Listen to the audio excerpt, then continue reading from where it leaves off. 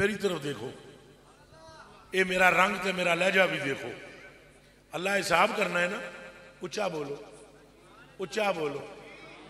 تو مرزا جیلوی کہتا ہے کہ گل حضور دی نہیں، گل نمازاں دی ہے. انہوں پوچھو پوتنی دیا جے گل نمازاں دی ہے تو اللہ یہ کیوں فرماندا ہے صحابہ کرام نو پر جے میرے محبوب تو آواز اچھی کیتی ہے تو تہاڈیاں نمازاں گئیاں. مرزیا تیری نماز علی دی نال دی ہے، تیری نماز صدیق اکبر دے نال دی ہے، تو جے آواز اچھی ہو جاندی انہاں دیاں نہ رہندیاں تو کہڑے کھیت دی مولی ہے.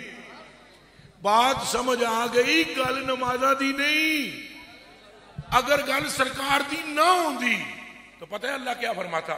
جس کی آواز اونچی ہو گئی میرے محبوب کے سامنے اور جس نے بے ادبی کر لی اس کے بعد چپ کر کے وضو کرے اور 2 نفل پڑھے اور میری بارگاہ میں روئے، میں اسے معاف کر دوں. جس نے میرے نبی کی گستاخی کر لی، آواز اونچی ہو گئی، کوئی غلطی ہو گئی، وضو کرے، 2 نفل پڑھے، پھر توبہ کرے، پھر میں انہوں چھوڑ دیاں گا.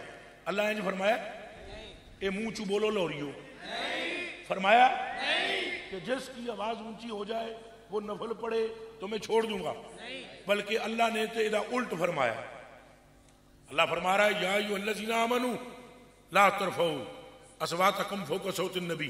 اے صدیق پاک، اے عمر پاک، اے عثمان پاک، اے علی پاک، اے سلمان پاک، اے سعد پاک، اے عبد الرحمن پاک، اے عبداللہ بن مسعود، اے عبداللہ بن زبیر، اے ابی ہریرہ، اے سعد، اے سعید، اے عبد الرحمن، اے سلمان، سن لو اگر تمہاری آواز او پتر ادھر ہے کیا کر دیو بچے بہ جاؤ تو کے پتہ میں کیا کر رہے ہیں تاں ہی تو ٹیکے لاندے پھڑ کے بھابی تو سمجھ ہی کچھ نہیں آندی اے تو سمجھ ہی نہیں میں کیا گل کر رہا ہوں تساں فوٹوؤں وچ لگے ہوئے ہو.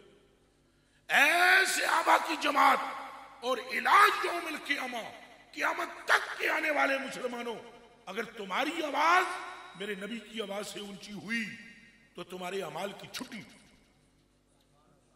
تو دسو مرزیا رکھ ہاتھ قرآن تے جے گل اعمال کی ہوتی تو صرف آواز اونچی ہونے پہ اعمال رک کیوں نہیں رہے؟ اور اعمال بھی کس کے؟ صدیق کے، علی کے. اگر ان کی بھی آواز اونچی ہو اعمال کی چھٹی.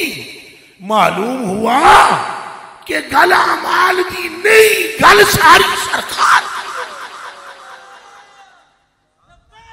بولو لبیک لبیک لبیک یا رسول اللہ، لبیک لبیک لبیک یا رسول اللہ، لبیک لبیک لبیک یا رسول.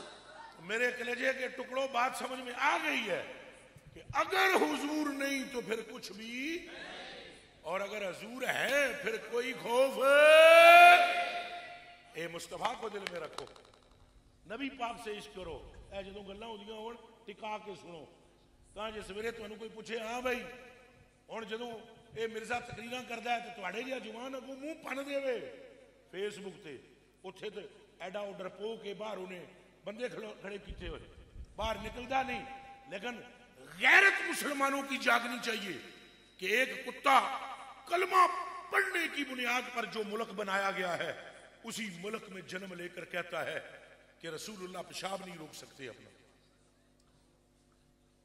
اور ہم گونگلو کے گونگلو بنے بیٹھے ہیں.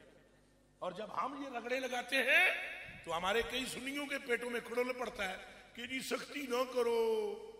کیوں نہ کرے؟ سختی نہیں کی عمر فاروق نے، فیصلہ نبی پاک نے کر دیا. کس کے حق میں؟ یہودی کے حق میں.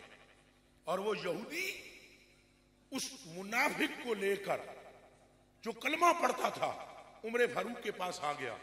اس نے کہا اے عمر فیصلہ کرو. قمیض اتری ہوئی تھی. حضرت عمر فاروق اندروں نکل کے آئے، ستے ہوئے سن. انہیں دروازہ بجایا، آپ باہر آئے. آپ نے کیا گل ہے؟ انہیں کیا فیصلہ کرو. آپ نے فرمایا کیڑا فیصلہ؟ انہیں کہا جی آپ کچھ گل کرن لگے. وہ یہودی بولیا. انہیں کہا سن عمر، جس گل دا فیصلہ ہے تیرے کو لے کے آیا ہے، اس گل دا فیصلہ تیرے اور میرے تیرے اور اے آقا نے میرے حق وچ کیتا ہے. یہودی نے کہا، حضرت عمر فاروق نے اس کی طرف دیکھ کر کہا اچھا تیرے حق وچ رسول اللہ نے کر دیتا ہے فیصلہ؟ اس نے کہا کر دیتا ہے. کافر اس نے مانا نہیں. اس جگہ انہیں کیا ہے عمر فیصلہ اچھا کریں گے سرکار سے بھی. آپ فرمایا میں آتا ہوں. وہ سمجھا قمیض پان گئے, اندروں بابا چھٹ کے لے آیا تلوار. تو بابے زور اتنا تھی ماری ہی کی ہے, دوجی نہیں ماری, ایک کی مار کے گردن وہاں گری. فرمایا جو مصطفیٰ کا نہیں ہے ہماری تلواریں ہی اس کا فیصلہ کرنا جانتی.